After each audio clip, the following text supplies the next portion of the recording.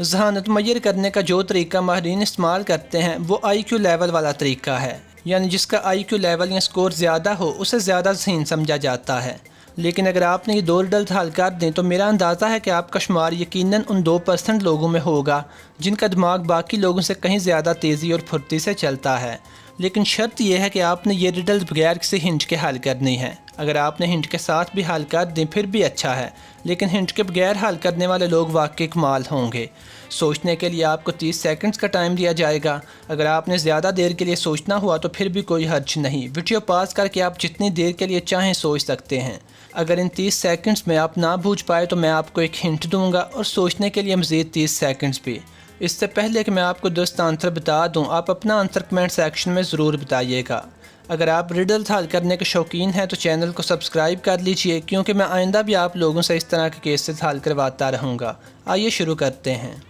कहते हैं कि मिस्र में एक बादशाह हुकूमत करता था जिसका नाम बामीन था। बादशाह के 8 वज़ीर थे और हर वज़ीर में कोई ना कोई खूबी थी जिसकी वजह से बादशाह ने उन्हें रखा हुआ था।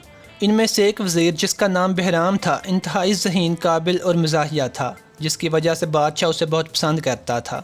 अगर सारे वज़ीर बादशाह के पास बैठे होते तो बादशाह की ज़्यादा तवज्जो बहराम पे होती थी। बादशाह उनमें से बहराम की बातें सबसे ज़्यादा मानता था और पसंद करता था। दूसरे 7 वज़ीर बहराम से हसद करते कि बादशाह की सारी तवज्जो उसी पे रहती है। इसी हसद की वजह से बाकी वज़ीरों ने बहराम को ठिकाने लगाने का फ़ैसला किया। उन्होंने आपस में मशवरे किए और एक प्लान तैयार किया।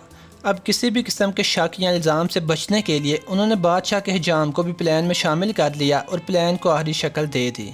अगले हफ्ते जब बादशाह हजाम से अपने बाल कटवा रहा था तो हजाम ने बड़ी होशियारी से बातों बातों में बादशाह से कहा कि अगर वो चाहे तो अपने आबाओ अजदाद के बारे में पता लगवा सकता है कि वो कहाँ हैं और किस हाल में हैं, लेकिन इसके लिए एक बंदे को ऊपर आसमानों में भेजना पड़ेगा और जो बंदा ऊपर जाएगा वो इंतहाई ज़हीन और काबिल होना चाहिए।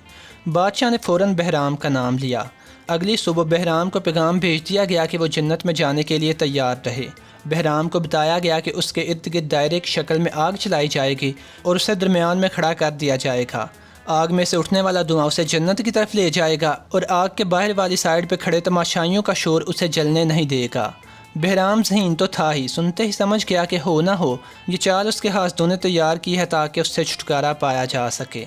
बहराम ने बगैर किसी तरद्दुद के बादशाह की बात मान ली और कहा कि ठीक है, अगर इस तरह आपको आपके आबाओ अजदाद का पता चलता है तो कोई बात नहीं, मैं इस काम के लिए तैयार हूँ, लेकिन मेरी एक शर्त है कि मुझे महल की बजाय उस मैदान में जलाया जाए जो मेरे घर के करीब पड़ता है। उसके बाद बहराम ने घर आके अपने मुलाजमों को हुक्म दिया कि वो उसके घर से लेकर उस मैदान तक एक सुरंग निकाल लें जहाँ पर उसे जलाया जाना था। बहराम ने सख्ती से उन्हें हिदायत की कि किसी को पता ना चले। मुकर्रर दिन तक मुलाजमों ने सुरंग खोद दी और सुरंग के मुंह पे घास और मट्टी भी डाल दी ताकि ऐन टाइम पे जब आग चलाई जाए तो बहराम आसानी से सुरंग में दाखिल होकर अपने घर पहुंच जाए। प्लान के मुताबिक मुकर्रर वक्त पर आग चलाई गई ताकि बहराम बादशाह के आबाओ अजदाद के पास पहुंच जाए, लेकिन असल में बहराम अपने घर पहुँच गया। 1 महीना बहराम अपने घर में बंद रहा। 1 महीने बाद वो अपने घर से बाहर निकला और बादशाह के पास जा पहुंचा। अब मसला ये था कि बहराम बादशाह को सारी हकीकत के बारे में बता नहीं सकता था। अगर वो बताता तो खुद मुश्किल में फंस जाता। बादशाह कहता कि बहराम ने उसके साथ फ्रॉड किया है। खैर, जब बहराम बादशाह के पास पहुंचा तो बादशाह बहराम को देख के बहुत खुश हुआ। बहराम ने ढीला सा लिबास पहना हुआ था और उसके सर और दाढ़ी के बाल बड़े बेहंगम अंदाज में बड़े हुए थे। बादशाह ने पूछा कि उसके आबाओ अजदाद की क्या खबर है। बहराम ने कहा कि उसके आबाओ अजदाद जन्नत में खुश हैं और मज़े कर रहे हैं, लेकिन वहाँ पे एक चीज़ की कमी है। अगर आप जन्नत में ये एक चीज़ भेज दें तो सब कुछ ठीक हो जाएगा। अब आपने बताना ये है कि बहराम ने बादशाह से किस चीज़ को ऊपर भेजने का कहा, और आपकी आसानी के लिए ये भी बता दूं कि ये वो चीज़ है जिसके जाने से बहराम को पता है कि सारा राज खुल जाएगा और उसे कुछ कहना भी नहीं पड़ेगा। तो आप बताइए कि बहराम ने क्या चीज़ ऊपर भेजने का कहा। सोचने के लिए आपके पास 30 सेकंड्स का टाइम है। अगर आपने मज़ीद सोचना हुआ तो वीडियो पॉज करके सोच लीजिएगा। अगर आप ना बूझ पाए तो फिर मैं आपको एक हिंट दूंगा और मज़ीद 30 सेकंड्स भी। टाइम स्टार्ट करते हैं।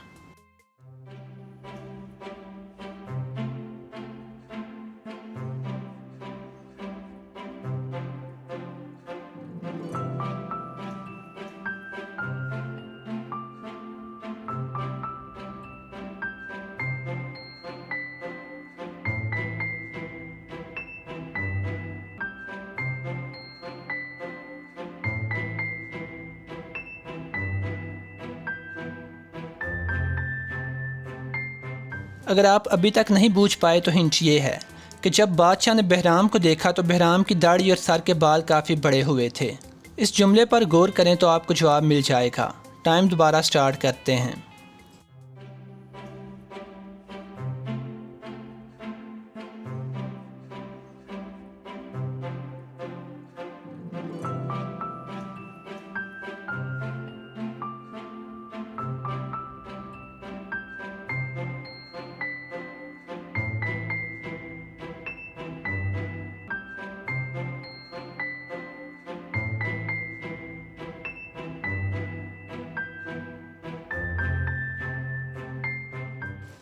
اگر آپ اب بھی نہیں بوجھ پائے تو جواب یہ ہے کہ بہرام نے بادشاہ سے کہا کہ اوپر ایک حجام کی ضرورت ہے، کیونکہ اس کی اپنی داڑھی اور سر کے بال بھی اسی وجہ سے بڑے ہوئے ہیں۔ لہٰذا بادشاہ نے حجام کو بلایا تاکہ اسے بھی اوپر بھیجا جا سکے، تاکہ بادشاہ کے آباء و اجداد کوئی نئے سٹائل کا ہیئر کٹ بنوا لیں۔ لیکن اتنا سنتے ہی حجام نے بادشاہ کو خود بتا دیا کہ قصہ کیا ہے اور کس طرح بہرام سے چھٹکارا حاصل کرنے کا پلان تھا۔ آئیے اب دوسری پہیلی حل کرتے ہیں۔ ایک آدمی جس کا نام مائیکل ہے اور وہ ڈیٹیکٹیو بھی ہے، اپنے ایک دوست کے ساتھ کمرے میں بیٹھا چائے پی رہا ہے۔ سردیوں کا موسم ہے اور باہر برف باری بھی ہو رہی ہے۔ برف باری کافی زیادہ ہے۔ مائیکل چائے پیتے پیتے کھڑکی کے پاس آ کے کھڑا ہوتا ہے تاکہ باہر کے منظر سے لطف اندوز ہو سکے، لیکن برف باری اتنی زیادہ ہے کہ مشکل سے 10 فٹ تک ہی نظر جاتی ہوگی۔ لہٰذا مائیکل دوبارہ آ کے اپنے دوست کے پاس کرسی پہ بیٹھ جاتا ہے اور دونوں باتیں کرنے لگتے ہیں۔ ابھی تھوڑی دیر ہی گزرتی ہے کہ دونوں کو ایک عورت کے چلانے کی آواز سنائی دیتی ہے۔ دونوں الرٹ ہو جاتے ہیں۔ مائیکل کھڑکی سے باہر دیکھتا ہے کہ پتہ چل سکے کہ قصہ کیا ہے اور آواز کس مکان سے آئی ہے، لیکن برف باری کی وجہ سے کچھ دیکھ نہیں پاتا۔ دونوں بڑے اٹینٹیو ہو کے کھڑے ہو جاتے ہیں کہ چیخ دوبارہ آئے گی تو اندازہ لگانے کی کوشش کریں گے، لیکن چیخ دوبارہ نہیں آتی۔ کچھ دیر دونوں کھڑے رہتے ہیں، پھر جا کے بیٹھ جاتے ہیں اور دوبارہ باتیں شروع کر دیتے ہیں۔ کچھ دیر بعد فون کی گھنٹی بجتی ہے۔ مائیکل فون اٹھاتا ہے۔ آگے سے ایک پولیس والا بولتا ہے اور مائیکل سے کہتا ہے کہ اس کے گھر کے قریب ہی ایک قتل کی واردات ہوئی ہے۔ پولیس والا اسے گھر کا ایگزیکٹ ایڈریس دیتا ہے اور کہتا ہے کہ وہ جلدی جائے اور جا کے ابتدائی کارروائی شروع کرے۔ مائیکل اور اس کا دوست موقع واردات پہ پہنچ جاتے ہیں، جو کہ ان کے گھر سے تھوڑے ہی فاصلے پر ہے۔ وہاں پہنچنے پہ انہیں ایک عورت کی لاش ملتی ہے۔ مائیکل دیکھتے ہی سمجھ جاتا ہے کہ عورت کو چاقو کے وار سے قتل کیا گیا ہے۔ موقع واردات پہ عورت کی ڈیڈ باڈی کے پاس اس کی ایک ملازمہ اور ایک ملازم بھی کھڑے ہیں۔ عورت کا ملازم جس کا نام کیون ہے وہ اس وقت ڈیوٹی پہ تھا، جبکہ اس کی ملازمہ اپنے گھر میں تھی۔ ملازمہ کا گھر قتل ہونے والی عورت کے گھر کے بالکل سامنے کوئی 20 گز کے فاصلے پہ تھا۔ ان دونوں کے گھروں کے درمیان میں سے ایک سڑک گزرتی تھی، لیکن دونوں کے گھر آمنے سامنے ہی تھے۔ جس کمرے میں عورت کا قتل ہوا وہ کمرہ بھی ملازمہ کے گھر کی کھڑکی سے دیکھا جا سکتا تھا۔ ڈیٹیکٹیو مائیکل نے پہلے ملازمہ سے پوچھا کہ کیا معاملہ ہے۔ ملازمہ نے کہا کہ وہ اپنے گھر میں کام کر رہی تھی کہ اچانک اس نے اپنی مالکن کے چلانے کی آواز سنی۔ جب اس نے کھڑکی میں سے دیکھا تو ملازم کیون مالکن پہ چاقو کے وار کر رہا تھا۔ وہ فوراً مالکن کی مدد کرنے آئی، لیکن کیون نے اس پہ بھی حملہ کر دیا اور اسے بھی زخمی کر دیا۔ ملازم سے چپ نہ رہا گیا۔ وہ فوراً بول اٹھا کہ ملازمہ جھوٹ کہہ رہی ہے۔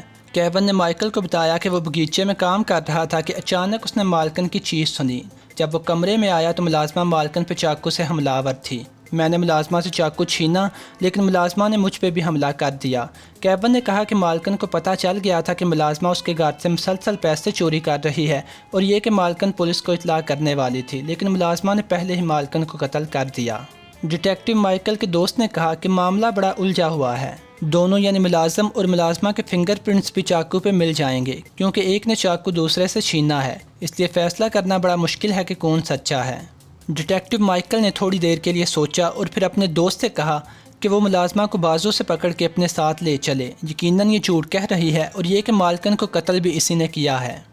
اب آپ نے بتانا یہ ہے کہ ڈیٹیکٹیو نے کیسے نتیجہ نکالا کہ قاتل ملازمہ ہی ہے۔ سوچنے کے لیے آپ کے پاس 30 سیکنڈز ہیں۔ اگر زیادہ دیر کے لیے سوچنا ہو تو ویڈیو پاز کر کے سوچ لیجئے گا۔ اگر آپ نے دونوں کی کہانی دوبارہ سننی ہو تو پھر بھی حرج نہیں، ویڈیو بیک کر کے سن لیجئے۔ آئیے اب ٹائم سٹارٹ کرتے ہیں۔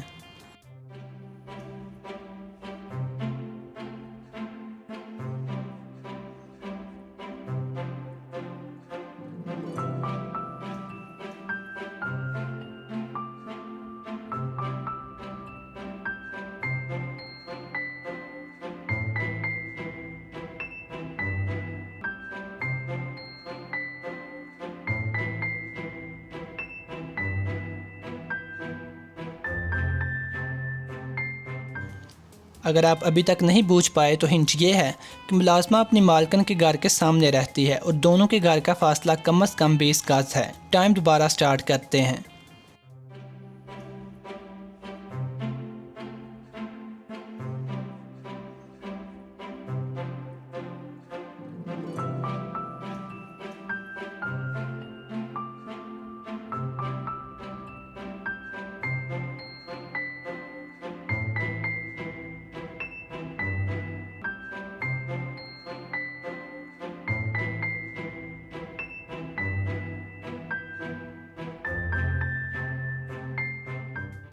جواب یہ ہے کہ ڈیٹیکٹیو مائیکل کا گھر بھی مالکن کے گھر کے قریب ہی تھا اور چیخ اس نے بھی سنی تھی، لیکن جب اس نے کھڑکی سے باہر دیکھا تو برف باری کی شدت کی وجہ سے تقریباً 10 فٹ سے زیادہ آگے نہ دیکھ سکا، اور ملازمہ جس کا مالکن کے گھر سے فاصلہ 20 گز یعنی 60 فٹ ہے، اس نے اتنی شدید برف باری میں اتنی دور سے کیسے دیکھ لیا؟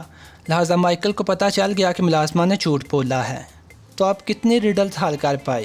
ہنٹ کے بغیر کی یا ہنٹ کے ساتھ؟ کمنٹ سیکشن میں بتائیے گا، اور اگر آپ مزید کیسز حل کرنے کے شوقین ہیں تو چینل کو سبسکرائب کر لیجئے۔ خدا حافظ۔